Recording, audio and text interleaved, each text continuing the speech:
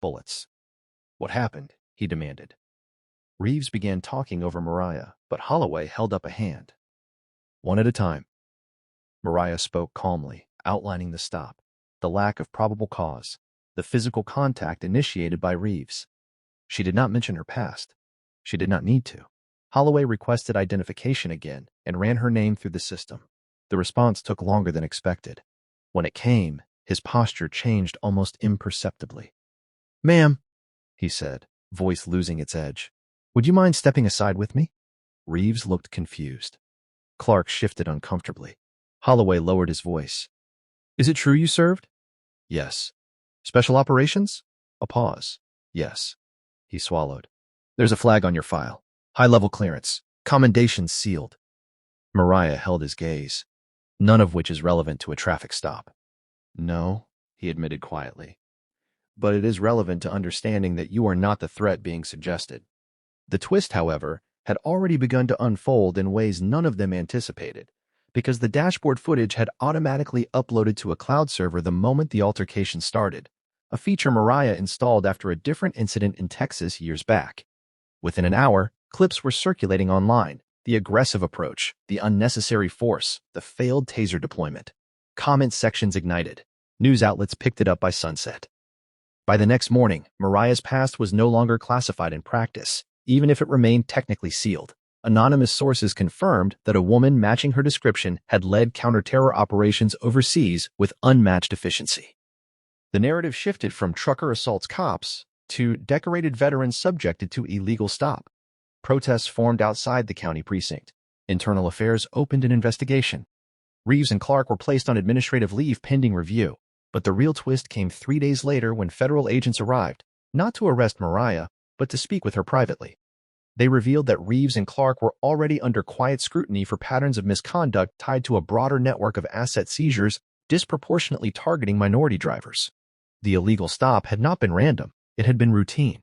They had expected compliance, perhaps fear. What they encountered instead was a woman trained to dismantle systems from the inside. "We could use your testimony," one agent said carefully, "and your expertise." Mariah considered the irony. After years of being deployed in shadows for causes framed as national security, she was now being asked to help defend citizens on domestic soil from those sworn to protect them. She agreed, but on her terms. Over the following weeks, she worked with investigators, mapping out procedural weaknesses, identifying intimidation tactics, even analyzing body language and prior footage that suggested premeditation. Each revelation tightened the net around the corrupt officers and their associates. Meanwhile, backlash brewed. Anonymous threats appeared in her inbox, warnings to stay in her lane. One night, her truck's brake lines were tampered with at a rest stop in Alabama, a crude attempt that would have killed a less attentive driver. She noticed the pressure discrepancy during her pre-trip inspection and understood immediately. This was no longer about pride or ego. It was about exposure. Instead of retreating, she went public, standing before cameras with quiet intensity and recounting not just her own stop, but the pattern emerging across counties. She did not boast about her service. She framed it as context, not credential. "I fought for this country abroad," she said. "I will not be intimidated at home." Donations flooded legal defense funds for other drivers. Whistleblowers came forward within the department, revealing quotas disguised as performance metrics. Holloway, torn between loyalty and conscience, eventually testified, confirming that concerns about Reeves had been raised before but buried. The scandal widened, drawing in county officials who had benefited from seized assets. Court dates were set. Careers unraveled. Through it all, Mariah kept driving, hauling freight from Savannah to Dallas to Phoenix, each mile a reminder that freedom of movement was both literal and symbolic. The final twist arrived during the civil trial when Reeves's attorney attempted to paint her as excessively trained, suggesting that her military background made her response disproportionate. The argument backfired spectacularly when expert witnesses demonstrated that her restraint, her choice not to incapacitate either officer despite clear capability, had likely prevented serious injury. Surveillance angles showed she had applied minimum necessary force. The jury deliberated less than 4 hours before ruling in her favor, awarding damages and recommending criminal review of the officer's conduct. Outside the courthouse, reporters thrust microphones toward her again, but this time she allowed herself a small, knowing smile. "This was never about taking anyone down," she said. "It was about standing up." In the months that followed, policy reforms were implemented, dashcam transparency increased, and training protocols revised to address bias and de-escalation. Reeves resigned before charges were formally filed. Clark accepted a plea deal related to falsified reports uncovered during the investigation. Holloway remained, pushing for internal accountability. As for Mariah, she refused offers to write sensational memoirs or star in documentary series. Instead, she started a foundation providing legal education resources to independent truckers, teaching them how to document stops, assert rights calmly, and prioritize safety without surrendering dignity. On quiet stretches of highway at dusk, when the sky turned violet and gold and the radio hummed low country blues, she sometimes reflected on how close that afternoon had come to spiraling into tragedy. A different mood, a different officer, a different split-second decision, and the headline could have told another story entirely. But resilience is not loud. It is deliberate. It is knowing exactly how much force to use and choosing less. It is understanding that strength does not need spectacle. And somewhere between mile markers and state lines, under the endless American horizon, the legend of the black trucker who refused to bow grew, not because she sought it, but because people needed it, needed proof that preparation plus courage could disrupt even the most entrenched arrogance. The road stretched forward, indifferent and open, and Mariah Kane drove on, hands steady on the wheel, eyes sharp in the mirror, carrying not just cargo, but a quiet revolution in the cab of an 18-wheeler. Before this story begins, I need you to understand something. Power doesn't always wear a badge, and justice doesn't always arrive with sirens screaming in the night. Sometimes it rides in an 18-wheeler under a wide American sky. And if you believe in truth, resilience, and watching the system tremble when it pushes the wrong person too far, then subscribe right now, because this story isn't just entertainment. It's a reminder that strength can live in places the world refuses to look. The asphalt shimmered under the late Georgia sun as the black Freightliner cut a steady path down Highway 82, hauling 40,000 pounds of refrigerated goods and one woman who had spent her entire life being underestimated. Her name was Mariah Kane, though most truck stops knew her simply as MK. The quiet driver with mirrored sunglasses and a posture too straight to belong to someone who had spent 15 hours behind a wheel. And if anyone had bothered to look closely, they would have. Notice the way she scanned overpasses, exits, and the shoulders of the road with calculated awareness, as if every mile were a mission rather than a job. The first patrol car appeared in her side mirror just past mile marker 137, black and white paint catching sunlight like a warning flare, and Mariah felt the old muscle memory tighten along her spine, not fear but assessment.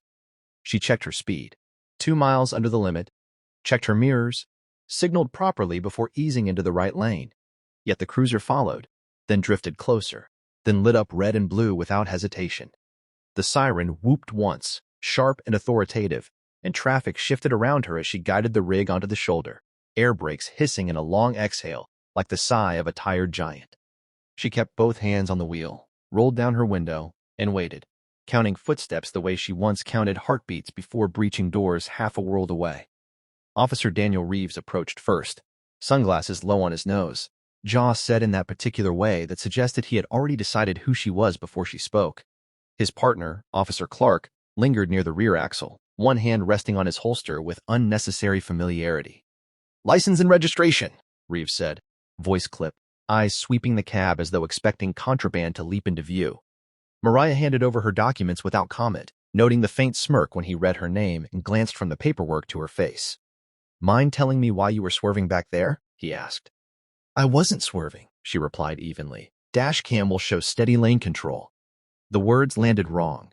His expression hardened, not because she had been disrespectful, but because she had been precise. "Step out of the vehicle," he ordered. And just like that, the air shifted. Mariah stepped down slowly, boots hitting gravel, heat rising from the pavement in waves, and she saw it clearly now. This wasn't about a traffic violation. It was about presence. It was about a black woman in command of something massive and powerful, something that demanded space on the road, something that did not apologize. Clark circled closer. "We're going to need to search the truck." "On what grounds?" she asked. Reeves smiled thinly. "Reasonable suspicion." "Of what?" she pressed. The smile vanished. "You resisting?" The question carried a trap inside it. Mariah felt the old calculations sliding into place. Angles, distance, wind direction, the weight of the pistol on Reeves's right hip. the slight lag in Clark's stance that suggested a knee injury he was compensating for. Years ago, she had operated in deserts where hesitation meant death, where teams moved in silence under night vision, where her call sign was Valkyrie, and men twice her size followed her into chaos without question.